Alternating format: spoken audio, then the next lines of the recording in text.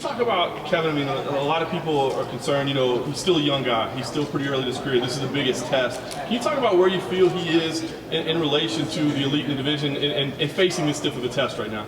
Well, I mean, I think what we did with Chiesa showcased that. We went in, fought number 6, and demolished him. And Chiesa is a very durable dude, not quite Tony Ferguson, but some very similar things. Very durable, not easy to put away. We actually planned on a long, tough fight with that, and we were able to put that away. I mean, for as young as Kevin is and new into the sport in a way, but still got a lot of fights, one, we got a long ways to go, but he is elite. I've worked with a lot of athletes over the years. I've had guys in the UFC coming up on 18 years, and he is one of the top athletes I've ever worked with. His mental strength is very good. And like he even said, in between rounds, he's a very smart fighter. He's able to listen, make adjustments, and go out and put those corrections in on the fly. So I feel like we've earned this shot. This isn't something that we're in over our head.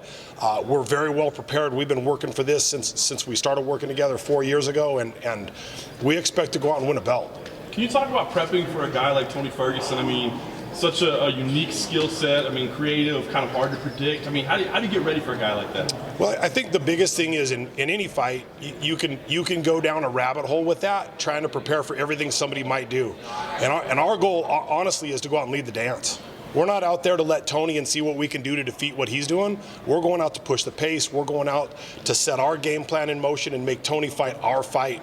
And we've spent 80+% of our time making that happen. Now, Tony does a few unique things that we've spent some time addressing and working on, which is important to do in every fight. But I feel like some of the mistakes other guys have made is they've tried to go out and beat Tony at his game. And I'm like, why are we fighting his game? He's world class at that. We're going to make him fight our game, and that's what's going to be the difference. And last thing for me, I mean, you said that Kevin is world class and he's special. What is it about that makes him special? I mean, is it just God-given natural ability? Is it a work ethic? Is it intelligence? I mean, what is it? I got to say it. You know. I don't know how you put your finger on that. You know, some people have that it. They've got the charisma, they've got the confidence, they have that self-belief. If I could make that happen and I could control that, every guy would have it. Every woman I work with would have that, but it's not everybody gets it, and not everybody can ever have it. It's a special gift, and it's part of what makes a champion. And I saw that in Kevin from the beginning, and it's only shined brighter as time has gone on. You've referenced the beginning a couple times. Like, can you talk about the first kind of interaction you had and just what your thoughts were when he walks into the gym, or however you came about meeting him? Yeah, I mean, he was coming off one loss with Iaquinta. I didn't know him a ton. I was fairly new to Vegas myself, and we were getting the team going back at Xtreme Couture. And we got a chance to work together and had some good chemistry on it. And he liked it, and he was looking for a place to land and a head coach.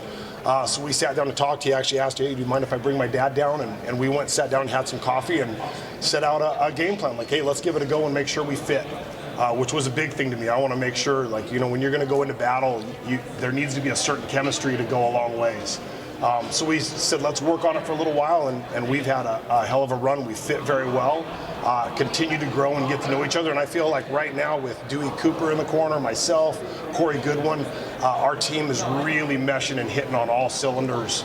We've had enough time together that we all know each other. There's a phenomenal trust amongst the camp, between the fighter and the coaches, and between the coaches. And I think those things are things that oftentimes get overlooked in camps. You have coaches vying for spots and looking for things, and you truly have coaches that are here for the best interest of the fighter only, and I think that's part of what makes us such a great team. You said it was a good fit, and you said you saw something in him, but did you see this? You know, you never know. I mean, he was coming off one loss. I didn't, you know, I thought physically he had the potential to go a long ways, but so many things come into play. There's some luck. Do you stay healthy? Do you get the right fights? I didn't even know his personality. Was he going to shine like that? I mean, there's things that come into play. So I'd love to say I knew he was a champion the whole time, but the reality was that needed to be revealed. And we've gone through some fights together, and as that progressed, I was like, this young man has what it takes to go all the way if we keep things working. Was there a moment? Was there like one time where you're like, I couldn't tell you. No, I mean, it was that feeling. It starts to build, and you start to look at it and go, man, we're making headway. Oh my God, he did this, and you know what I mean? And really, I think when it really clicked was 4 fights ago, when we started going out and he started mixing his whole game. I think early on he felt like he had something to prove. He wanted to stand and bang, didn't mix his wrestling, and didn't really showcase all his skills. And when we started taking guys down, mixing in our wrestling and finishing them, I think that was really a spot where I said, okay, if we keep doing this, we can go a long ways. there's kind of a thought process out there that like when he's 28, 29, he'll dominate the division and he'll be a champion, that kind of thing. Right now, he might not quite be ready. He might not quite be there. Is there any danger at all to maybe we don't take a title shot? Maybe we don't go this far. Maybe we're jumping out too far with him and maybe ruining confidence, that kind of thing. If he can lose, is there any thought like that? Well, I mean, you could lose any fight. I mean, when we got Chiesa, people thought we were in over our head. I mean, people said, "Oh, you're moving up to number 6. Chiesa's durable. He's this. He's gonna like." And there was a lot of talk about that then. Like, is he really ready to jump into the top 10 that far? And we thought, yeah, we're ready. And I mean, so could we lose this fight? Well, yeah. I mean, there's always a chance of losing a fight. That's always an option. Do I think that's going to derail our career if that's what happens? No, I don't think so. I think when you get an opportunity to fight at this level and you're prepared and mentally prepared, you got to go out and do it. And I think this fight favors us. I think Kevin's coming in with nothing to lose. I think he's got a lot of things that people haven't seen yet. And I expect us to go out and make a showing that'll make people believer, and I expect to take a belt home with it. I just had one question. 160, 174. Does that concern you at all? No.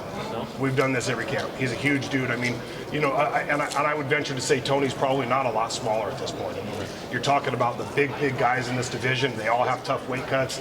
And until we make a change in the rules, that's going to be what it is. Until they add some weight classes or change how the weight cuts go, if you want to be a dominant force, you're going to be pushing that envelope. But we've never missed weight. I don't expect it to be a problem this one either.